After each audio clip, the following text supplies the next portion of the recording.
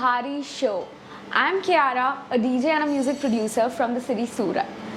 I might tell you that this city has a lot of good food and wonderful people. So, I want to thank you all because the city where there are no clubs, I'm surviving from last 4 years with the love of you guys. So, अब आपको लेके चलते हैं the भारी show की तरफ, जिसपे हम बुलाते हैं उन लोगों को जिनका ना ही सिर्फ नाम भारी है बल्कि काम उससे भी ज़्यादा भारी है।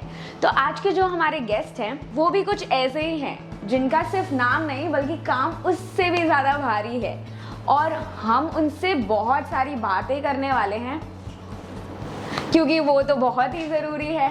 So today we have a hairstylist who loves his beard more than anything in this world, who has educated more than 20,000 students all over the world, and who has represented India at Paris World Hair Championship.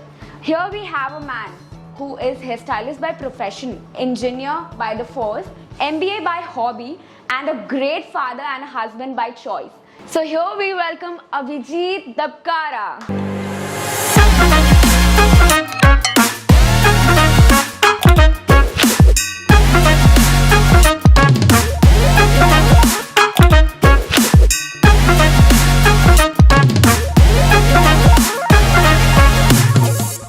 It's a pleasure to have you here. Same here. Thank you so much for the lovely intro. Yes, definitely. So let's start. I might ask you the very first question that आपने जब hair styling सीखा उसके बाद और उसके पहले आपकी life में क्या डिफरेंसेस आए? It's been a long journey. काफ़ी लंबा समय रहा है. पहले की जो लाइफ थी वो एक रेगुलर इंटरवल्स में जो हम लोग पेरेंट्स के साथ देखते आते हैं जो चलती है. आपने 12th किया, ग्रेजुएशन किया, नॉर्मल आई डिड इंजीनियरिंग जैसे आपने बताया, फिर उसके बाद हमने MBA किया. तो एक सिंपल रेगुलर ट्रैक चल रहा था, कुछ एक्साइटिंग नहीं था, और ऑलवेज मेरी इच्छा थी कुछ एक्साइटिंग होना चाहिए लाइफ में, कुछ ऐसा अलग हो कि यार कुछ तो अलग करेंगे, नो, एक किक स्टार्ट हो या किक ऐसी कोई चीज़ हो जो ऐसा लगे कि आप भीड़ में अलग हो. तो मैं खोज ही रहा था, उस खोज के चक्कर में MBA किया, PhD रह गई बस. तो जैसे ही वो फॉलो किया उसके बाद जैसे मैं इस इंडस्ट्री में आया, आफ्टर लाइफ चेंज ये हुआ कि जितने लोग मुझे पहले जानते थे उन लोगों के अलावा जो नहीं जानते थे उन्होंने मुझे कॉल करना शुरू कर दिया. वाह, we are happy, we are following your passion, we are happy, we are doing something different, कुछ हटके कर रहा है बॉस, तू जिंदगी जी रहा है. एंड वो एक अंदर से वो फील आता नहीं यार, I am doing something. And वो एक मोटिवेशन था और एक अच्छी चीज़ थी जो मुझे आगे लेके गई इस फील्ड में. और मेरे लिए बैकडोर सारे क्लोज थे. I was at the point जहाँ पे मैं सब दरवाजे बंद करके आया था. आई हर्ड फ्रॉम ए गुरु, उन्होंने बोला था अगर लाइफ में आगे बढ़ना है तो पीछे दरवाजे बंद कर दो ताकि तुम पीछे ना जा सको. So that was the start. Okay, so आपका जो इतना बड़ा आपने डिसीजन लिया कि मैं हेयर स्टाइलिंग सिखाऊंगा और यही लिविंग के लिए करूंगा, उसके पहले की जर्नी आप थोड़ा ब्रीफ में हमें बता सकते हैं? सो मैं वो हुक बताता हूँ जहाँ से स्टार्ट हुआ. मैं PR में था after completing my MBA in journalism and PR. मैं एक फर्म है उसमें PR कर रहा था. तो एक PR इवेंट आया, आपने से लैक्मे फैशन वीक सुना है, उससे लंदन में लंदन फैशन वीक होता है. तो वहाँ का स्पॉन्सर्ड ब्रांड है हेयर का लेबल M. तो लेबल M इंडिया में एक स्पॉन्सरशिप के लिए स्टार्ट कर रहा था और उनका स्टार्टिंग पीरियड था. तो वहाँ पर उन लोगों ने PR के लिए इन्वाइट किया. जब मैं गया टिल दैट टाइम मुझे भी यही पता था जो 90% ऑफ द पीपल को पता है, जो लोग सोचते हैं कि hairdressing is all about cutting the hair, हजाम नहीं. That's the basic taglines. आप कहीं भी जाओ 90% लोग भी बोलते हैं. तो मैं जब गया तो I see a different world. They are good educators are sitting, even doctors are sitting, lawyer. हमें लगा था MBA करके गए, अपना तो अलग काम है. तो वहाँ देखा तो सब बैठे हुए हैं, they are learning a lot. मतलब ऐसे ऐसे फैक्ट और मिथ मुझे मालूम पड़े जो मुझे लगा कि यार ये तो बढ़िया चीज़ है, समझना चाहिए, आगे बढ़ना चाहिए. Then I spoke to the Michelle who was the educator there, and she was so superbly explain me the entire scenario. जो उन्होंने मुझे 10 साल 8 साल पहले बताया था, ट्रस्ट मी, वो अब मुझे दिख रहा है. दैट विजनरी देवर. उन्होंने मुझे बताया कि आगे 10 साल क्या होगा, वेयर वी स्टूड, आगे इंडस्ट्री कहाँ जाएगी, एजुकेटर्स क्या होते हैं, उनका क्या रोल होता है. तो सिर्फ वो कट और स्टाइलिस्ट नहीं होते, they are the makeover people जो एकदम से सबका एटीट्यूड से लेकर मोटिवेशन सब कुछ बढ़ा देते हैं. तो वहाँ से आई गो स्टार्ट. और वहाँ उन्होंने एक इवनिंग में एक लेक्चर रखा था and she invited me for that.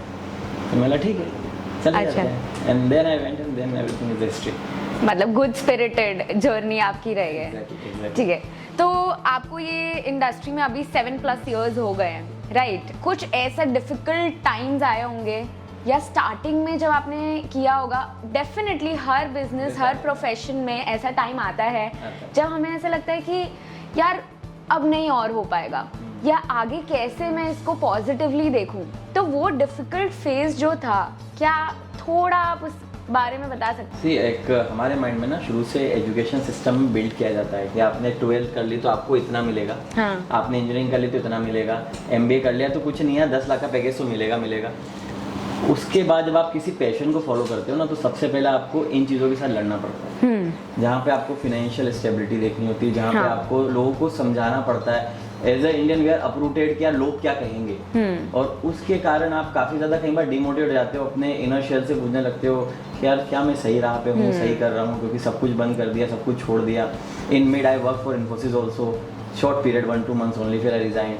तो ये सब चीज़ें चल रही थी, तो ये डिफ़िकल्टीज ऑफकोर्स आई, बट एक पॉजिटिव थॉट हमेशा, जैसे मैंने बोला कि मैं गुरु थे इनको फॉलो करता था, एक राजन करके हैं इज अल्मा माटर, तो उनका मैंने एक लेक्चर सुना था। ही टोल्ड कि अगर आप खुद से जो कमिटमेंट करते हो वो पूरा करते हो तो आप अपनी नज़रों में हमेशा खड़े रहते हो। ओके, वो एक पॉइंट था दैट ऑलवेज जब भी मैं आज भी अगर कहीं डीमोटिवेटेड होता है, मुझे एक्सरसाइज करनी है, आई वाज डीमोटिवेटेड, 1 month हो गया नहीं किया, तो वो मैं क्वेश्चन पूछता हूँ कि यार अपनी निगाहों में खड़ा होना है ना तेरे को, let's do it, and that keep me motivated. और फिर उसके बाद बहुत जल्दी चीज़ें बदली।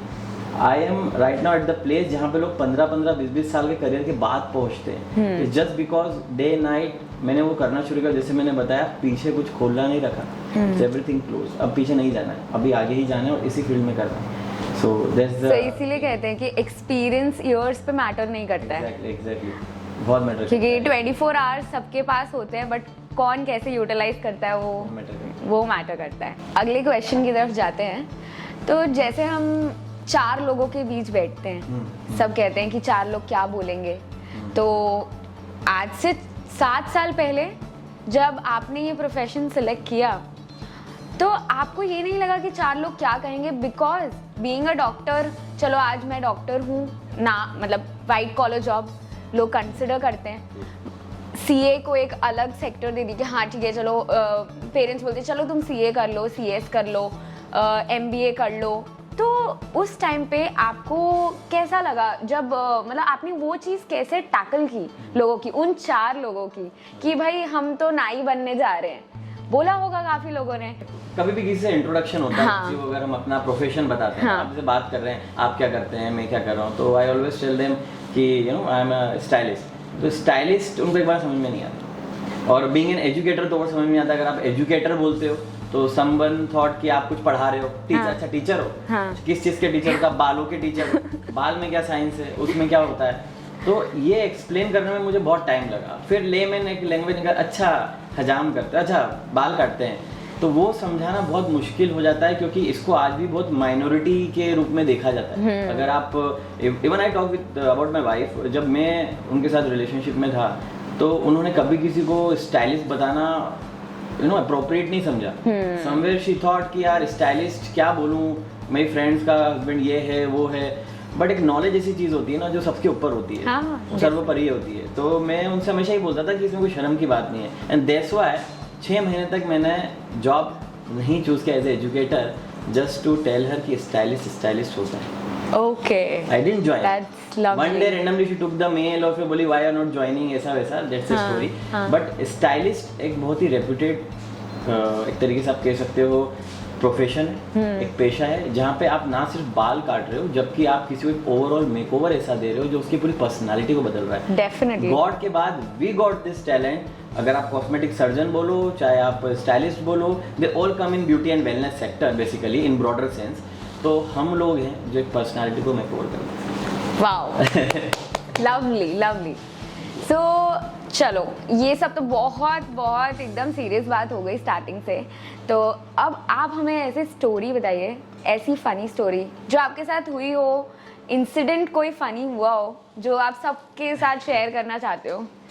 बहुत सारे फनी इंसिडेंट होते हैं, क्योंकि आए दिन हम लोग काफ़ी लोगों से मिलते हैं, काफ़ी हार्ट्स को हम टच करते हैं, बिकॉज हेयर में हार्ट मानता हूँ। हाँ। एक फीमेल हो चाहे मेल हो, here is the emotional connect. बाल से आप उससे डायरेक्ट इमोशनली कनेक्ट होते हो, क्योंकि हर कोई आपके सिर पे हाथ नहीं रखता। हाँ. तो आप डायरेक्टली इमोशनली कनेक्ट होते हो। तो क्या काफ़ी इंसिडेंट होते हैं, बट सबसे ज़्यादा फनी था कि काफ़ी लोगों की ये डिज़ायर होती है कि आज जो चीज़ चाहिए ना उससे कुछ डिफरेंट नेक्स्ट टाइम चाहिए, बट चेहरा वही है। That's the biggest funny thing.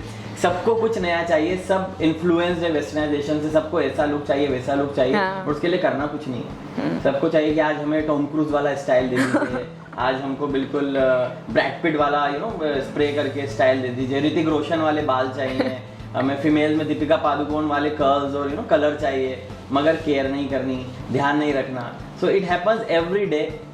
बाल काटना इतना, मगर लुक चेंज होना चाहिए। मतलब मरना भी नहीं है और स्वर्ग जाना है, पॉसिबल नहीं है भाई। सबसे ज्यादा जितनी बार मैं जाती थी सलोन, आज से 3-4 साल पहले की बात है, whenever I used to go to the salon for a haircut, मैं सिर्फ यही बोलती थी, ब्रो मेरे इतने ही बाल काटना। After some time, obviously now I've realized that I look good in short hair, so yeah, obviously I just give up my hands and tell the hairstylist that do whatever you want, I trust you. But उसके पहले तो यही था, इतना ही बाल कटने चाहिए, उससे ज्यादा नहीं, and it is very common for everybody, very common. Interesting fact मैं आपको बता दूं, hair is directly connect to your intellectual emotional part. आपके बाल से मैं आपके नेचर को पूरा बता सकता हूँ।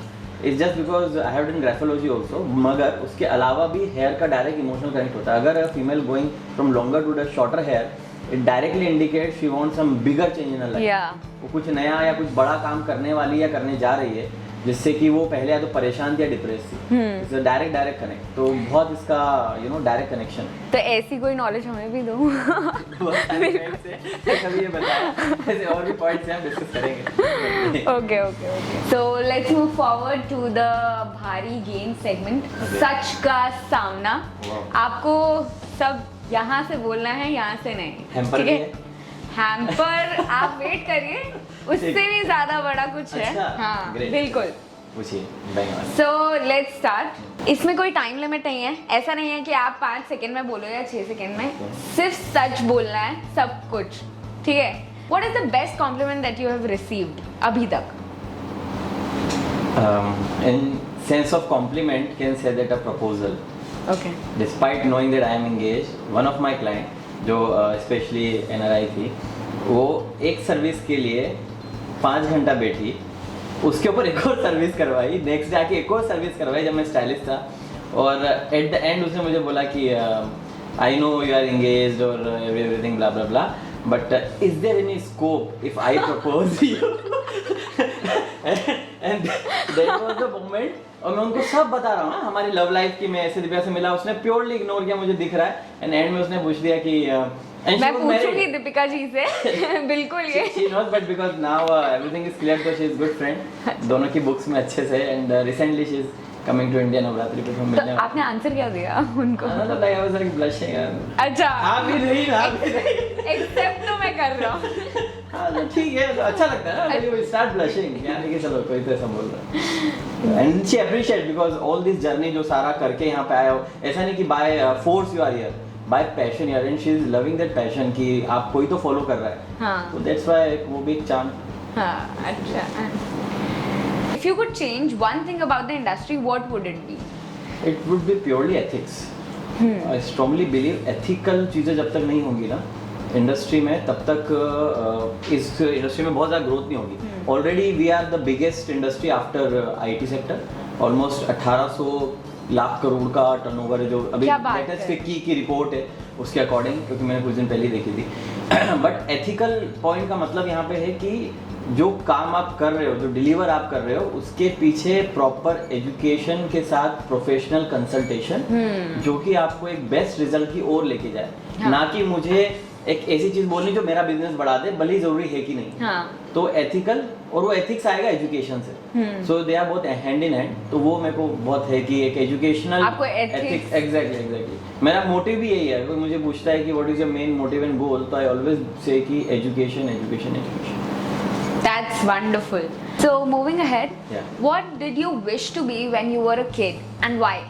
Okay, so it was around late 90s I can say, जब यू नो एक आते थे काउंसलर्स आते थे, अलग अलग सेटअप्स लगते थे, रिमेंबर वो ऐसा होता था, काउंसलिंग चलती थी और वो आके पूरा कंसल्टेशन देते थे, आपको ये बनना चाहिए, इसमें स्कोप है वगैरह वगैरह। तो एक बार तो उसमें पूछा था, बच्चे बैठे थे, इट वाज गवर्नमेंट एक्टिविटी और वहाँ पे there was a town hall in our city, तो वहाँ पे हम गए थे और वहाँ मुझसे पूछा था, I still remember I was in 7th class में था, मुझे बेटा क्या बनोगे, तो आई टोल्ड मैं पायलट बनना चाहता हूँ क्योंकि दैट टाइम हाइट छोटी थी और हाइट छोटी और पायलट का क्या रिलेशन है? रीजन था कि आई चैलेंज माय सेल्फ कि छोटे वालों को नहीं लेते, तो मैं इतना अच्छा करूंगा कि उनको लेना पड़ेगा। अच्छा हाँ, तो वो सोच के आई टोल्ड कि नहीं मैंने पायलट बनना है और पहले से ही डिटरमाइंड हर पायलट, तो मुझे क्यों बनना है, तो मैंने बोला हाइट छोटी है बट फिर भी मुझे वहाँ सिलेक्ट होकर दिखाना है कि छोटी हाइट वाले की अच्छी उड़ान ले सकते हैं, that was the thing I told, but वो बचपना था।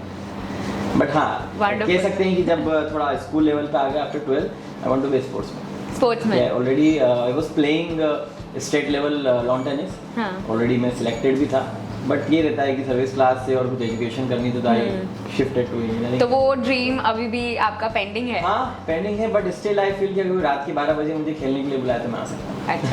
That is your hobby? That is my hobby. Moving ahead, tell me one embarrassing moment, most embarrassing, आज तक कोई ऐसा इंसिडेंट आपके साथ हुआ हो?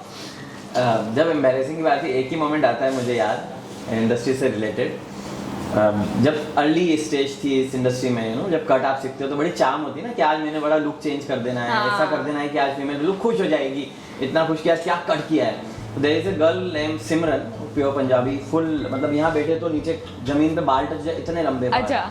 और मेरे को उस समय चस्का था front framing, if you seen वो आगे टक टक टक टक टक कट्स वाले बाल आते हैं, बहुत प्यारा लगता है। तो आई टोल्ड सिमरन आज कुछ करते हैं, उसने अपने हस्बैंड को बुला लिया, बैठो आज अभी कुछ, मतलब हम लोग अच्छे टर्म्स में बातचीत होती, एक दो बार मैंने उसकी सर्विस की थी, कट फर्स्ट टाइम था, तो बुलाया और स्टार्टेड कटिंग हेयर यहाँ के यहाँ, और जो यहाँ की लेंथ थी वो यहाँ। That was the first and last time उसने शायद मेरा चेहरा देखा होगा मैंने उसका जब भी वो सैलून में आई मैं हमेशा चुप गया, I can't face her। उसके बाद भी उनके पास गट्स थे आने का? वाई मतलब did she like it?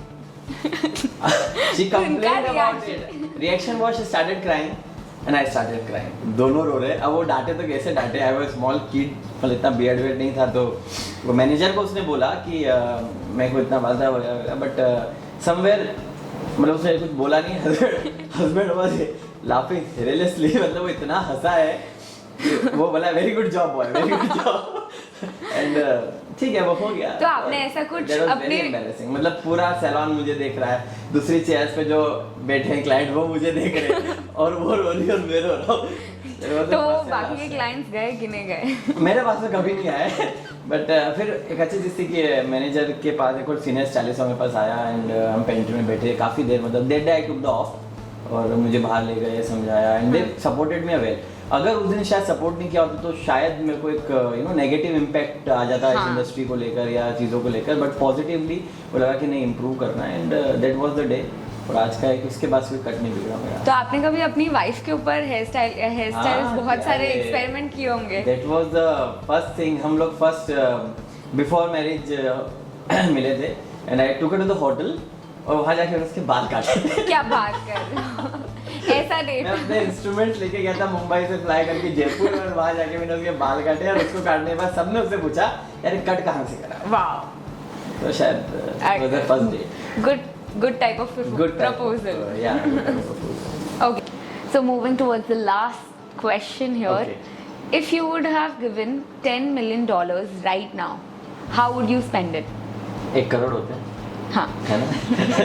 Okay, तो एक चीज़ है जो मेरे गुरु मिस्टर हरीश भाटी हमेशा कहते थे कि कभी भी सैलरी मिले ना, टिल दैट टाइम मैंने कमाया नहीं था, तो जब भी सैलरी मिले कोई ऐसे पैसे मिले उसको 4 हिस्सों में डिवाइड करना। तो I still do this thing, मैं उनको 4 सेक्शन में डिवाइड करता हूँ। 1 is for family, 1 is for your leisure trip, 1 is for education and 1 is for saving. तो अगर मुझे मौका मिला तो 25 लाख के हिसाब से बढ़ जाएंगे। अच्छा, तो लेजर ट्रिप आपकी कहाँ होगी वो आप बताइए, उसमें ज़्यादा इंटरेस्ट है मुझे। लेजर ट्रिप मेरी कहाँ होगी?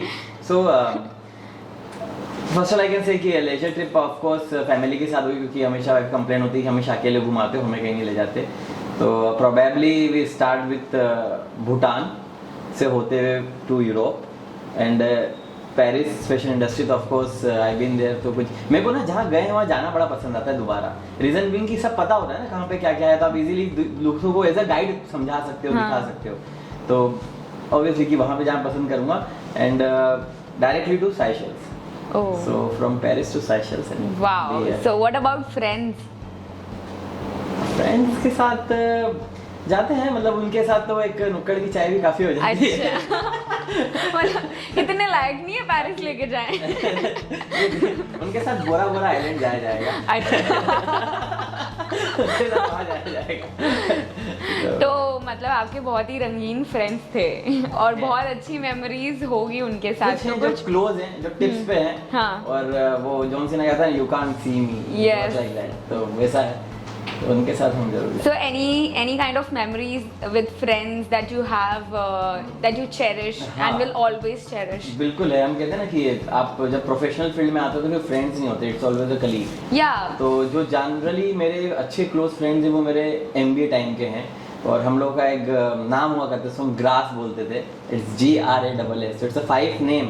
It's Gatlin, Ritam, Abhijit, Saranyan, Shamlin. Wow. So हम लोग 5 ऑलवेज एक 5 सीटर कार होती थी हमारे पास। तो चाहे वो लोनावला की नाइट टाइगर हिल से हो, या एम्बे वैली हो, या फिर खड़गवासला का डैम हो, या फिर हमें रोड ट्रिप करके जाना हो नासिक या कहीं भी ट्रैक पे, हम हमेशा रात में 12 बजे निकलते थे। Whole night we drive and return में आते थे। तो मुझे भी कॉलेज डेज याद आ गए। Super time. वाह, अमेजिंग अमेजिंग। तो ये सेगमेंट जो था सच का सामना, मेरे हिसाब से आपने सारे आंसर्स एकदम दिल से दिए हैं। तो काम भारी की तरफ से आपके लिए एक गिफ्ट है। वाह, lovely.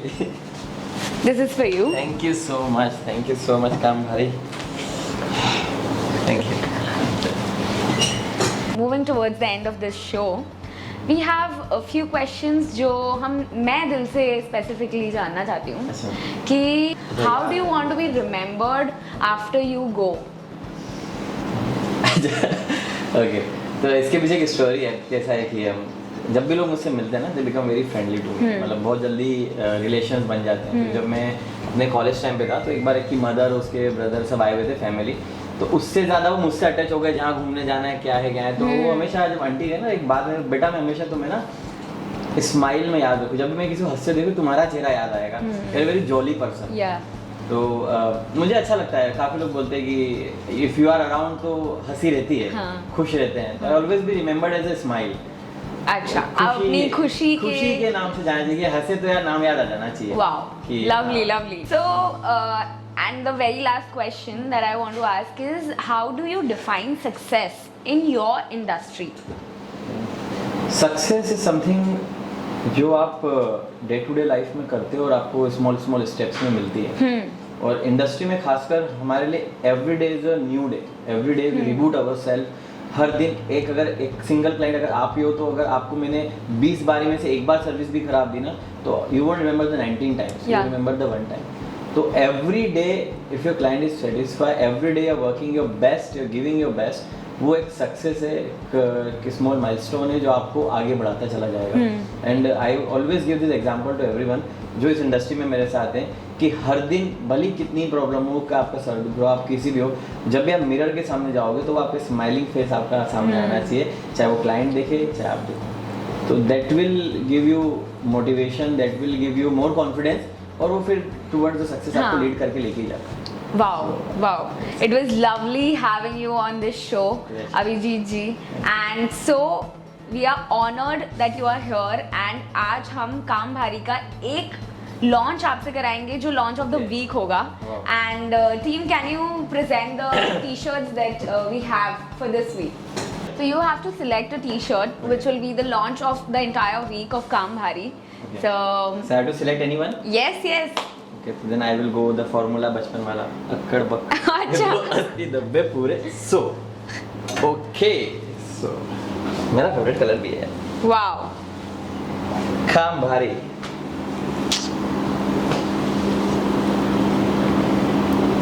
Lovely. So moving ahead, I would like to ask कि इस इंडस्ट्री, ब्यूटी इंडस्ट्री का डार्क साइड क्या है? Okay. According to you, you've been in this industry from past 7 years. कुछ आपको लगा होगा, कुछ incidences हुए होंगे एक दिमाग में वो छप जाता है कि नहीं ये चीज़ गलत हो रही है। So beauty is always connected to your external internal beauty. दो प्रकार की होती है। लोग ज़्यादातर एक्सटर्नल ब्यूटी के ऊपर चले जाते हैं, दैट्स द बिगेस्ट थिंग, और उसकी वजह से they always connected to the physical part, जो कि कहीं ना कहीं ओवरऑल इंडस्ट्री को जो बाहर के लोग पर्सपेक्टिव से देखते हैं, उनको लगता है कि this is more over you know leisure, enjoy, मस्ती, चिल। वो एक पार्ट है जो चेंज होना चाहिए, वो पर्सपेक्टिव भी चेंज होना चाहिए। बट हाँ, एक वो डार्क आप कह सकते हो एक साइड है, एक हिडन साइड है। So thank you so much Avijit Dapkara for being here and inspiring us and इतनी सारी fun stories आपने बताई, हम बहुत अच्छा लगा हमें। So hoping to see you one more time here. Thank you so much. Thanks you.